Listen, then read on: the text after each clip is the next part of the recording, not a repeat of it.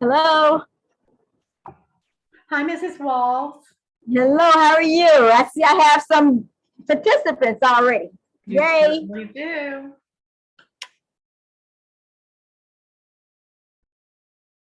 Welcome, everybody. I'm going to ask, I don't know if Miss Ann has already asked, but if you don't mind, for documentation purposes, can you type in the chat your name? And if your parent is with you, put your parent name. Thank you. Hi, Miss Brooks.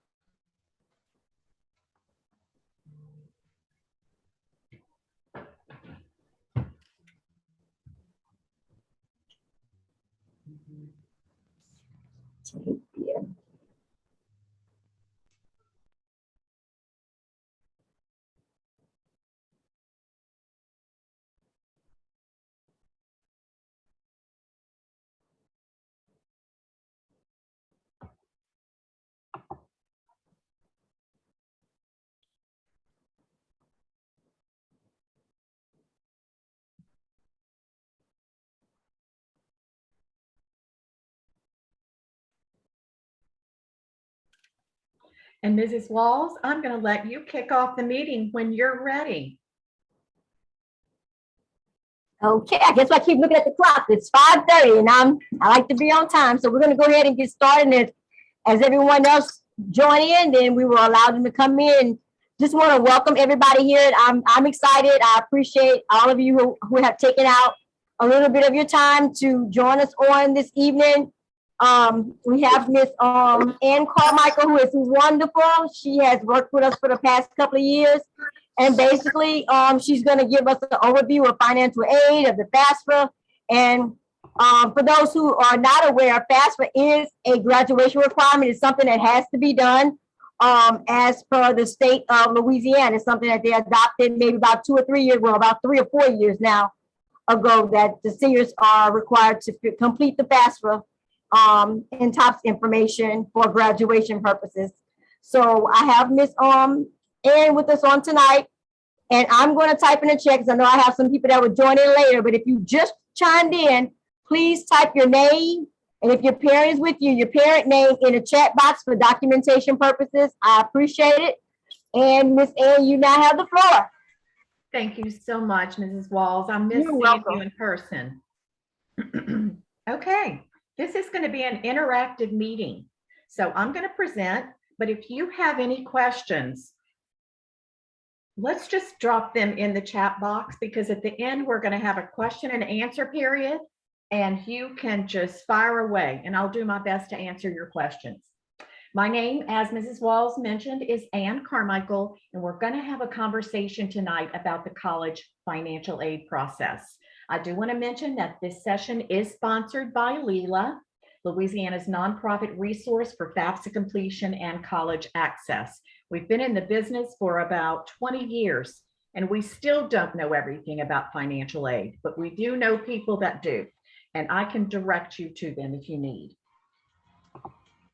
First of all, we all know that college can be expensive, so it's time to start thinking about those expenses. You can expect to pay for equipment, books, and supplies. So if you do not have a computer when you go off to college and you need to purchase one, that can become part of your financial aid, your textbooks. I'm having trouble with my clicker. Then personal expenses, money to pay your phone bill, do your laundry if you're living away from home, or fuel for your car to go back and forth to campus. Your room and board, and this can be a big one if you're staying in a dormitory, or perhaps you're staying away from home in an apartment or with friends. And tuition and fees. Remember that a lot of colleges will post their tuition on their website as you're doing your college searches, but there are also quite a few fees that are included as well. But the good news is that financial aid is available from the U.S. Department of Education, the state of Louisiana, your college or career school, and then nonprofit and private organizations. There are 3 types of student financial aid. There's free money, which includes grants and scholarships, borrowed money, which would be your student loans, and then earned money, like federal work study. The types of federal student aid include the federal Pell Grant, the federal Supplemental Education Opportunity Grant, the Teacher Educational Assistance for College and Higher Education Grant, the Iraq and Afghanistan Service Grant, federal work study, and direct subsidized, unsubsidized, and plus loans. Now, the federal grant family includes Pell Grants, which are for undergraduate students with financial need. Then there are FSEOGs for undergraduates with exceptional financial need, service grants for students of military parents who died defending the country following 9/11, and teach grants for students pursuing a teaching career. The federal work study program provides part-time jobs to help students pay for their education expenses. So when you say yes on the FAFSA to federal work study, the financial aid office will begin to consider you for jobs that are available on their campus. And your earnings from those jobs will be paid directly to you, the student, and you should use those to pay for your college expenses. And I want to tell you that these jobs look great on your first professional resume. So if you're going to a four-year college and you say you work in the financial aid office at your college, that's 4 years of professional employment. Now, if you can't complete your degree without student loans, then they really are a good investment. The important thing to remember is to only borrow what you need to complete your education. And it's important to understand the types of loans that you might be offered. Direct subsidized loans are based on financial need, and no interest is charged until you graduate or cease to attend. These are known as need-based loans. On the other hand, almost everyone's eligible for the direct unsubsidized loans. However, with this loan, the interest does begin to accrue while the student is in college and then throughout the life of that loan. So you can see that there is a big difference between direct subsidized and unsubsidized loans. So when you receive your student financial aid offer, always accept the subsidized portion first. And remember, the U in unsubsidized means that you always pay the interest on that portion. Now, if you make the decision to accept loans, you always want to take the federal student loans first, because payments aren't due until you graduate or cease to attend. The interest rate is fixed at a lower rate and no credit check is required. On the other hand, with private loans, you need to be a little bit more cautious because the federal loans are in the student's name. If you take out a private loan, you might be required to have a cosigner on that loan. Remember that some lenders are going to ask that you start paying that loan while you're still in school, and the interest rate is often higher. So make sure you're doing your research when selecting a private loan lender. Student financial aid can be used at four-year public and private colleges, community colleges, career and technical schools, for part-time classes, and to take online courses. And all federal student aid and most institutional and private aid is contingent upon completion of the pre-application for federal student aid, or the FAFSA.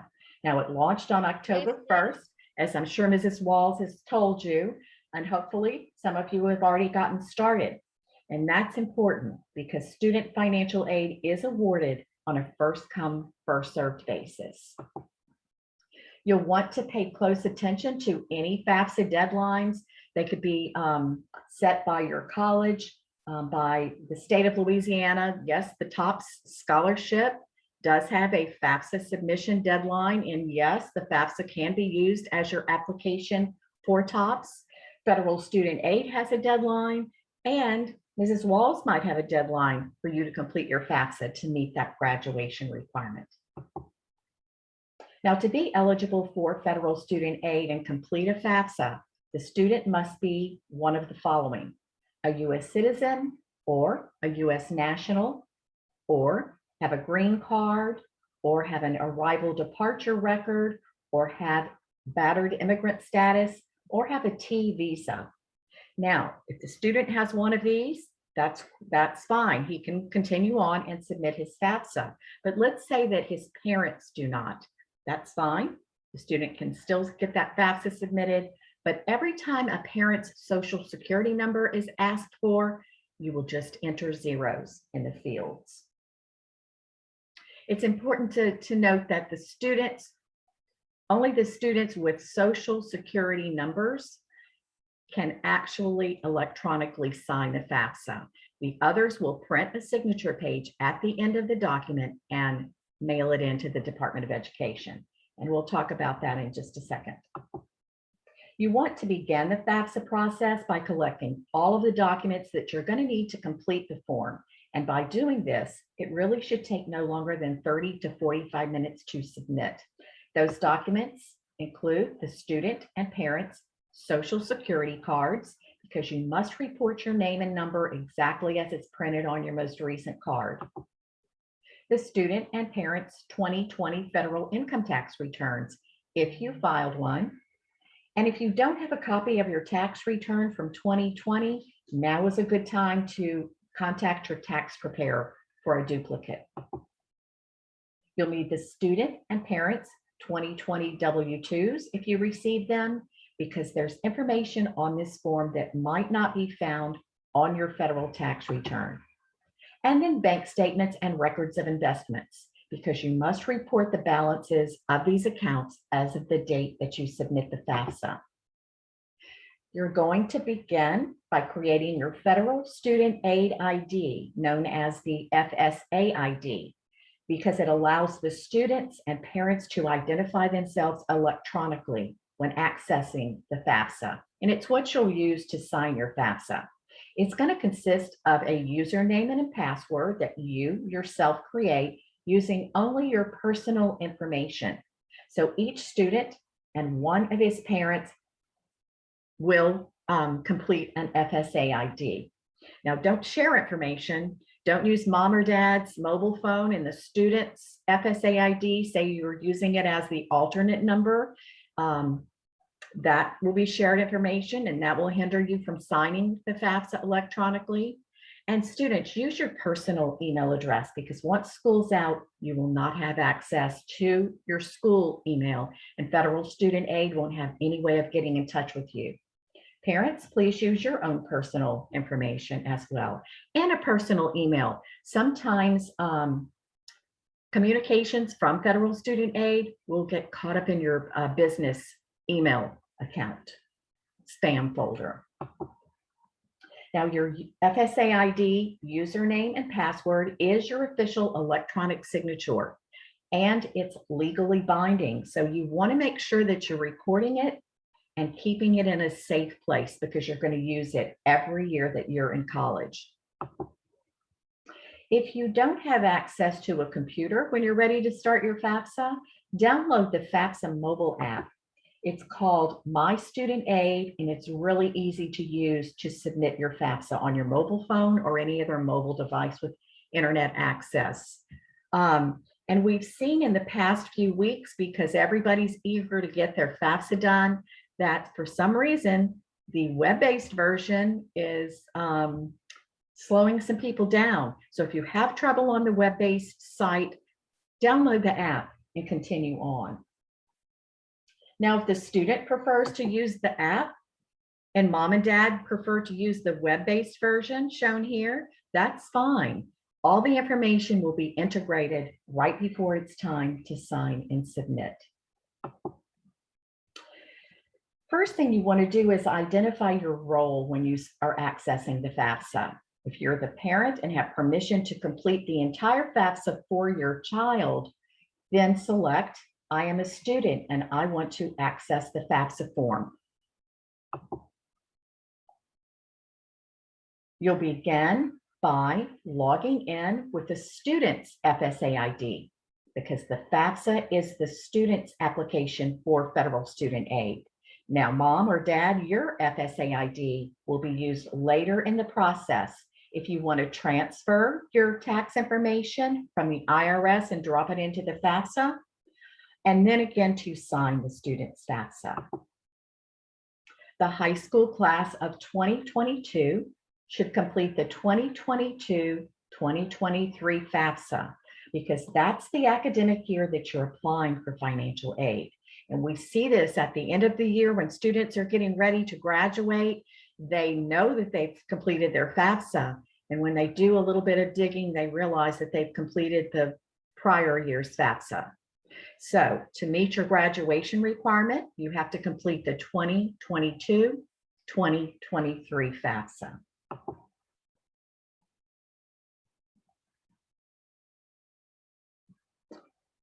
Okay, you're also going to have on your next screen the opportunity to create a save key.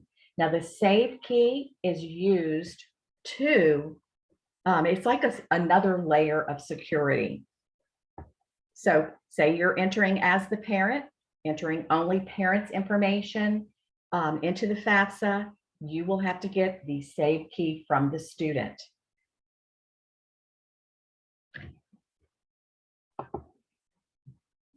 There are 7 sections that need to be completed before you can submit your FAFSA. And the information that you enter into your FAFSA has to match exactly what you've entered in the FSA ID. Name, social security number, date of birth, all that needs to match or you're going to have trouble signing.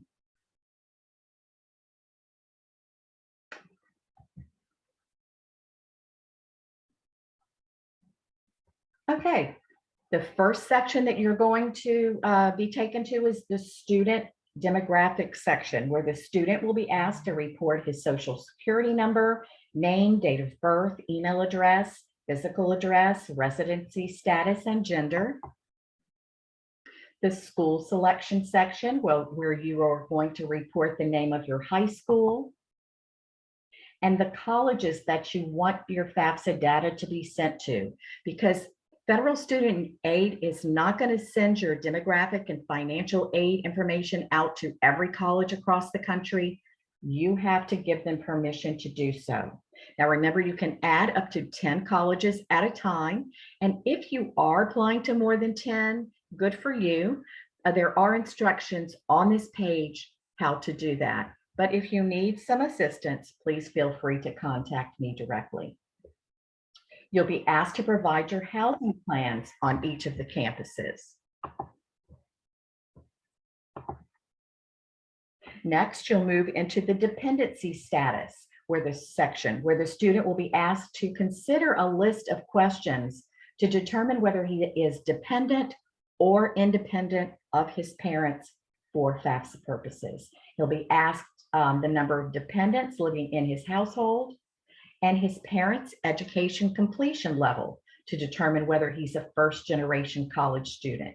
And if you are a first gen, you may be eligible for additional financial aid.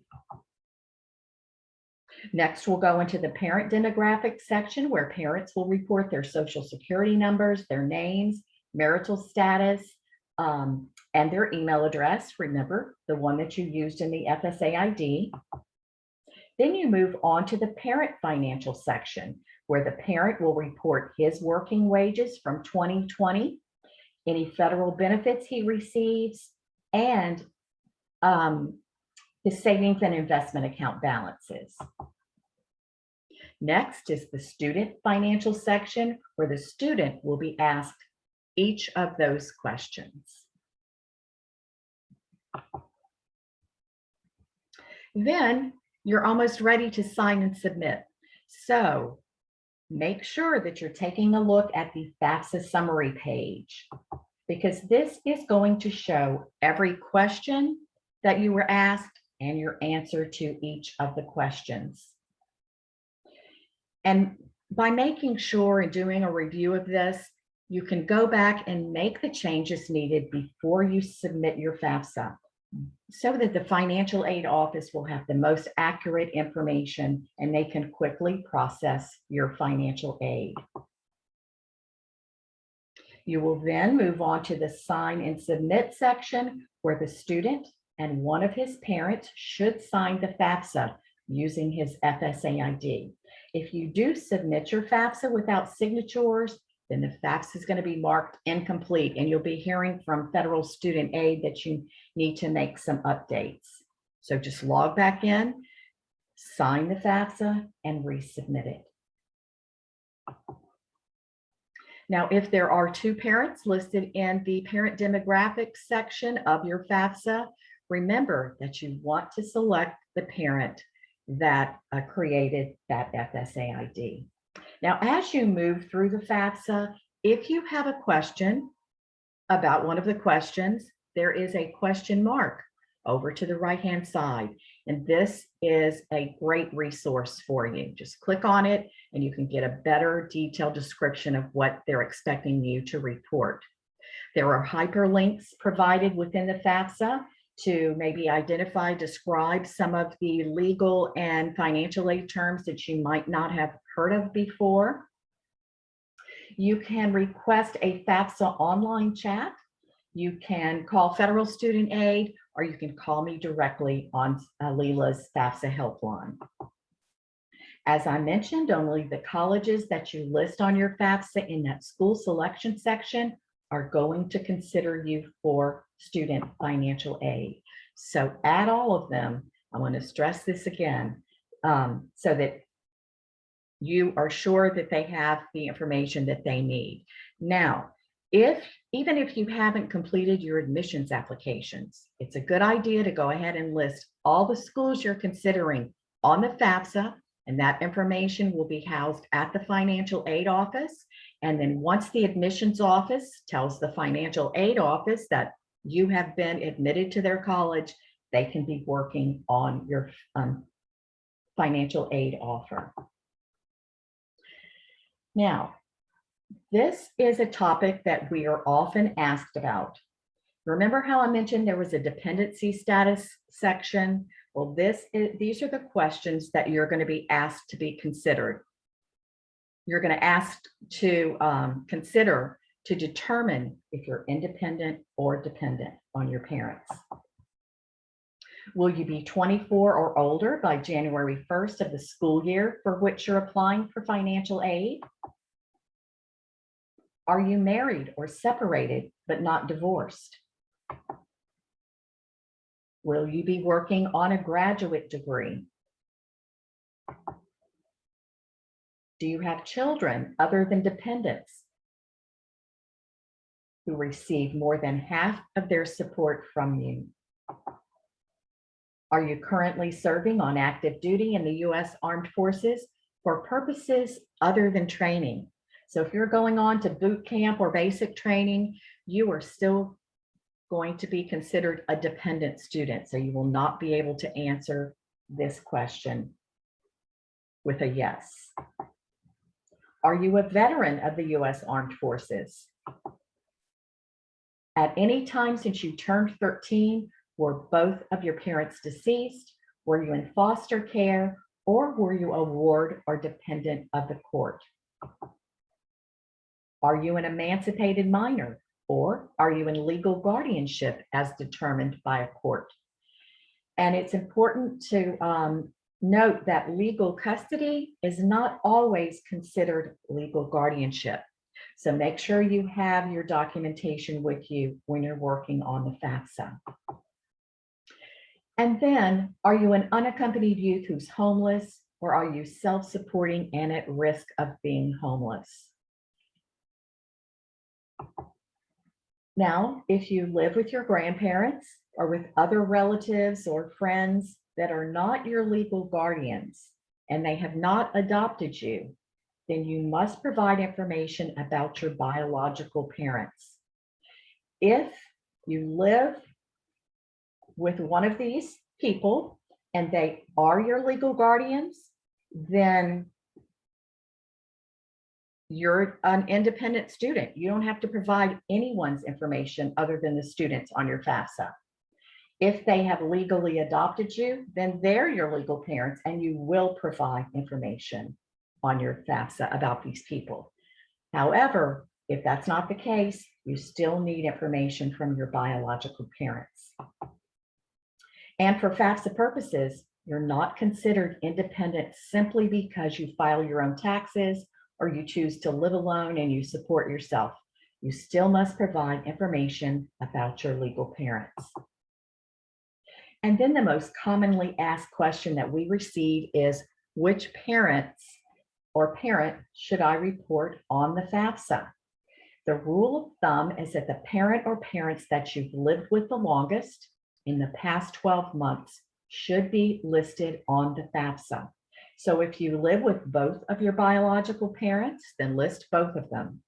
But if the parent you lived with the longest in the past 12 months is either separated, divorced, or was never married, you should list only that parent on the FAFSA. Now, if that parent is remarried, you should now list your step parent, because federal student aid is trying to determine the financial standing of the household that the student has lived in the longest in the 12 months prior to the date that the FAFSA was submitted. I know this is a lot of information, so if you want to reach out to me independently about your situation, I'll be happy to work with you. Now, if you're identified as a dependent student, but your parents will not provide their information on your FAFSA, you will simply answer, I am unable to provide information about my parents. But you must contact the financial aid office to discuss your situation, because they might be able to find additional financial aid for you. Because if you are a dependent student and you submit your FAFSA without parental information, you're not going to be considered for any of the free money. You'll only be offered unsubsidized federal student loans. So make sure you make that contact with them. They are great, just like Mrs. Walls. They are there to work with you. They do this every day. So don't hesitate to call them if you are in a special situation. Now, to expedite the processing of your aid, the student and parents should use the IRS data retrieval tool to provide their income information if they filed a tax return in 2020. Using this tool can greatly diminish your chances of being selected for verification by your financial aid counselor. If you choose to use the IRS DRT, you will simply proceed here, as stated, to the IRS. And once you're in the portal, you want to grab your 2020 federal income tax return. And this is why it's so important to have it on hand when you begin this process, because your name, address, city, state, zip have to match exactly what's on your tax return. You know, in the demographic sections, we said everything has to match what's on your social security card. Well, now you're in the IRS portal, and they want to make sure that the person that's on their site is the person who actually filed that tax return. Then it's time really to submit the FAFSA. And once you do, you will receive a confirmation page, and I would encourage you to print it or take a screenshot of it. You will receive an email from Federal Student Aid congratulating you for submitting your FAFSA, but this is the one place you're going to find all of this information. So try to record it. You'll see the next steps you need to take to complete the process. You'll see a list of the colleges that will receive your FAFSA data and your expected family contribution. Now, up at the top, you're going to see a confirmation date and number and a data release number. And these are important because if your college contacts you, which we hear from students quite often, and they say we never received your FAFSA, you can give them the confirmation number, date, and time it was submitted. And with that data release number, you can ask them to make FAFSA corrections for you if they require you to make any changes. Now, once your FAFSA is fully processed, which takes about 3 to 5 days, at that time, your financial aid information will be sent on to your colleges. Say you want to add a school, or you want to change your contact information, or the college has asked you to make some corrections. There are a variety of ways to do that. But make sure that if you're logging back into your FAFSA and making those corrections, that you sign and submit each time. And if your family's financial situation has changed since 2020, and boy, don't we know a lot has happened since 2020, contact your financial aid office because they have the ability to adjust your financial aid using their own professional judgment. So if there's been a layoff in your family or reduction in work hours or some unexpected medical expenses have been incurred, let the financial aid office know about that. You may be eligible for additional financial aid. Because your counselor is going to determine your net price, and they'll do that by subtracting any grants and scholarships that you're eligible for from your cost of attendance on their campus. And remember that the net price is your responsibility. You can pay it in cash or you can accept student loans to pay that balance, but it must be paid before you can complete your first semester. The student will receive a financial aid offer from each school listed on his FAFSA, and it's going to show the college's cost of attendance, and then line item, any grant, scholarship, work study offer, any student loans that the college can offer you. So you want to make sure that you're reading it carefully and you're responding to any requests for additional information from the college. Each college is going to send you a financial aid offer, and they won't all be the same. They're not going to all look the same. They should all have this information. Now, once you do determine which college that you're going to go to, you want to accept your financial aid in this order: the free money, gift, aid, scholarships, and grants.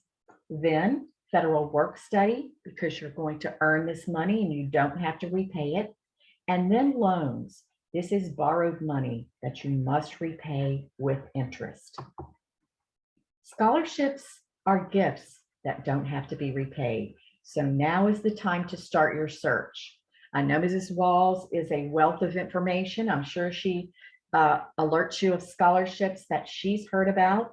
They could be offered by your college, your parents' employers, private or nonprofit groups, religious and social organizations, to name just a few.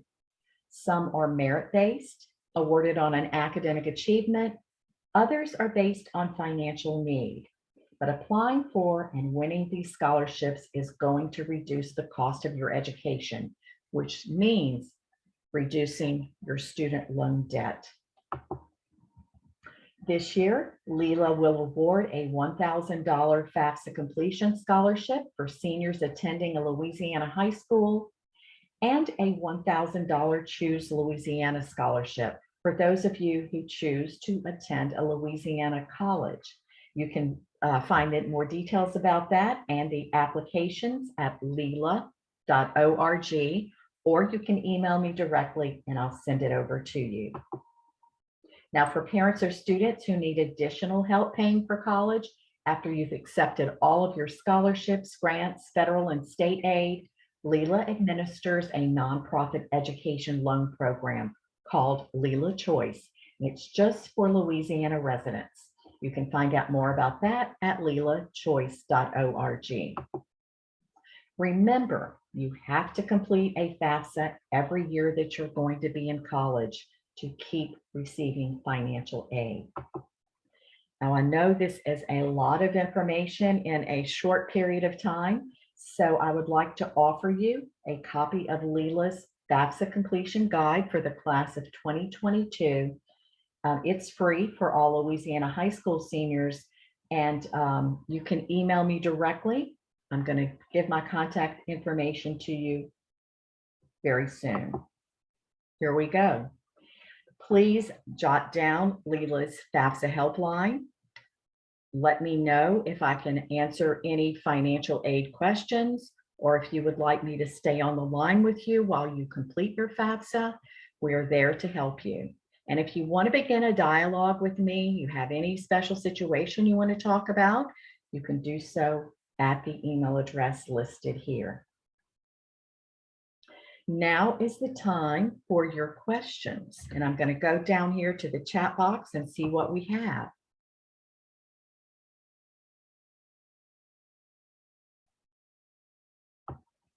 Oh, I see somebody was unable to hear me. Kanisha, are you still with us?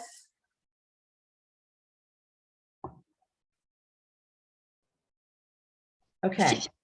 She's still with us, and she texted me and said she was able to hear. She had to just change devices. Oh, good. And Mrs. Walls, I'm going to send a copy of this audio presentation to you, and also a copy of the slide deck to share with your families. Oh, that's great. Thank you. You're welcome.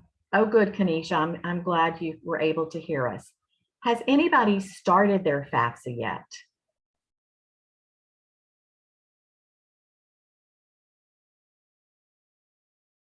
Now, one thing I want to tell you, this is one of the questions that we often receive for parents.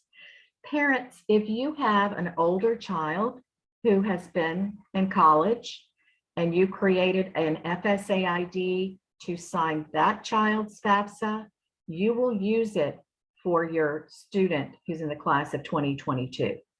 That FSA ID is your electronic signature. So whether you're in college or one of your children's in college, you will use your FSA ID.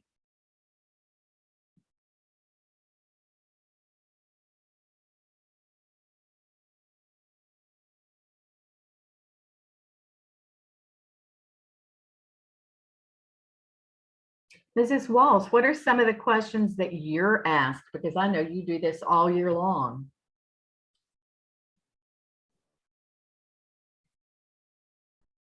As far as honestly, this year, I haven't been asked a whole lot of questions, but for the most part of it, you answered most of the questions that I will hear about the students, if they can file independently. Just basically most of the times, that's it. Do I have to complete this information? Is it something I have to do? Oh, I know. But as we're going to start pulling the students next week to start working on their IDs. But still, I mean, we help the students, but the parents will still have to, independently complete it. They do that part of it on their own. And you know what? If you want to email me directly, students, I'll be happy to schedule an appointment. If you want me to work with your parents at home to do the parent portion of the FAFSA, and they can't make it to the school, I'm happy to do that as well.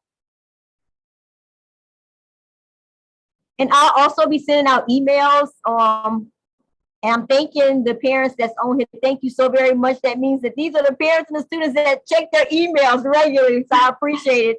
I've been sending out emails and asking the teachers to also, let them know that we're having this workshop on tonight.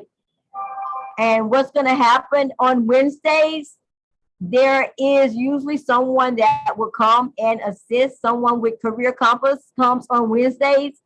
And if you're not able to connect with someone with Leela, or if you do have time to come to the school on Wednesdays, I just ask that you will send me an email and I will let the ladies know that someone is coming to get some assistance with financial aid. You're lucky to have them.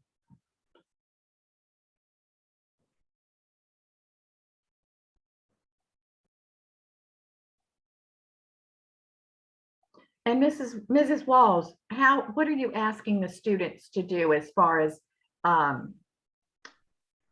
letting you know that they've completed their FAFSA?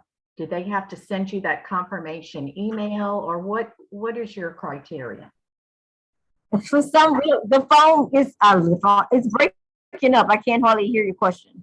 Oh, how are students going to let you know that they've completed their FAFSA?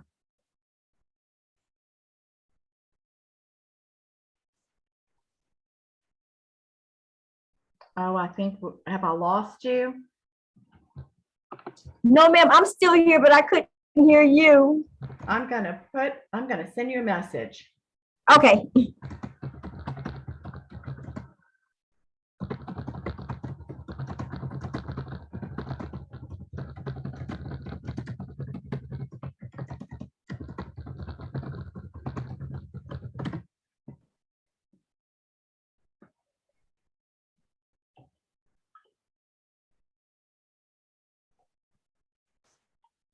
Okay, basically what happens once the students has completed their FAFSA, I ask that they will send me an email, like if they would screenshot or either print out that copy that Ms. Ann was talking about, just showing confirmation that the FAFSA has been completed. The question was, she asked, how do you all inform me that it has been completed?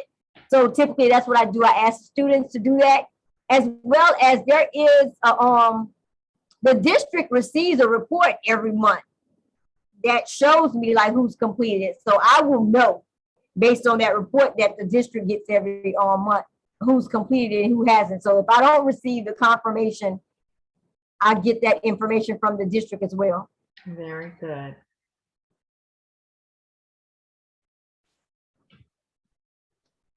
All right, I'm gonna I turn. know everybody's probably tired of hearing this, but we're gonna get on it. We're like 3 weeks behind, Miss Ann. We trying to catch up over here. Oh, I know it. Look, it's After school was out for 3 weeks because we would have been started because this actually opened up October 1st. So this would have been something that was done. We would have been ready to rock and roll by October 1st. The kids would have been working on their IDs and so what happened at your school? oh, we were out of school because of Ida. Hurricane Ida shut everything down, like I'm sure you all as well. So I mean, Oh, that's right. yeah. So we were out of school for 3 weeks. You know, we get the national report of FAFSA completions, and Louisiana is like at the bottom at the bottom. And we always hear from federal student aid at the beginning of every year, and they're like, okay, we know Louisiana is always number one. What are y'all doing down there at the bottom? But it's a disaster every September. It seems like we've got a hurricane issue or some COVID breakout or something. So Right. we'll make our way. We'll make our way. Yeah, we gonna get it. We're gonna get rolling. We're getting rolling right now. This is the kickoff. So we're Good. about to get it done. Yeah. So again, thank you all. If you have any questions, you all know that you all can just reach out to me. We have connections. We have wonderful people that we can connect with. Like I say, Ms. Carmichael is wonderful. We've been working together for some years now, ever since I've been here at the school. Oh, I know. We've been working together. So if I can't answer the question, I definitely have some resources that I can get you connected with. We're going to get this done. Perfect. Yeah. Okay, well, if nobody has any other questions, I'm going to go ahead and end the meeting. But remember, you can contact me individually if you want to talk to me one-on-one. All right. Thank you so Okay. much. All Thank right. you. Bye. Bye-bye, everyone.